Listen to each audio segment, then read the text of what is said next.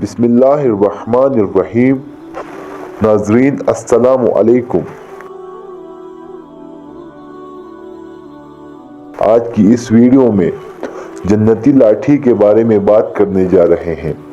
یہ لاٹھی حضرت موسیٰ علیہ السلام کی وہ مقدس لاٹھی ہے جس کو عصائے موسیٰ کہتے ہیں۔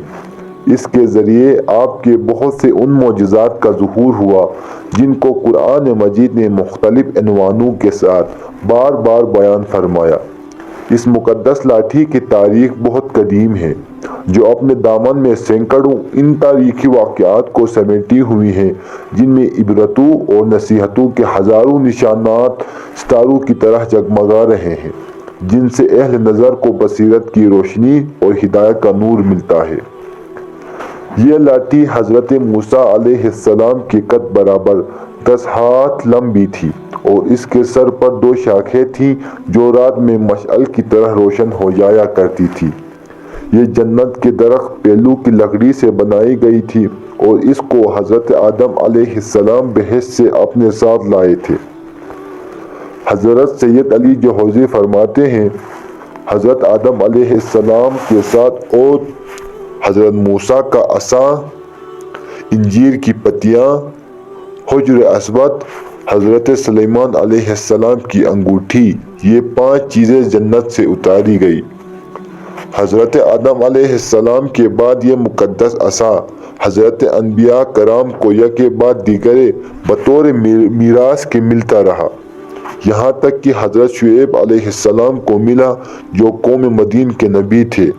جب حضرت موسیٰ علیہ السلام مصر سے ہجرت فرما کر مدین تشریف لے گئے اور حضرت شعیب علیہ السلام نے اپنی صاحبزادی سے آپ کا نکاح فرما دیا اور آپ 10 برس تک حضرت شعیب علیہ السلام کی خدمت میں رہ کر آپ کی بکریاں چراتے رہے۔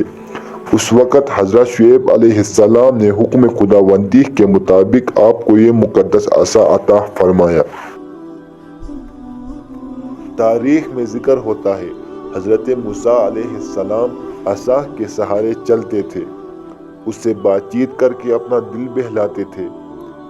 دن میں اس کا درخت بن کر آپ پر سایہ کرتا تھا، رات میں اس کی دونوں شاخیں روشن ہو کر آپ کو روشنی دیتی تھی۔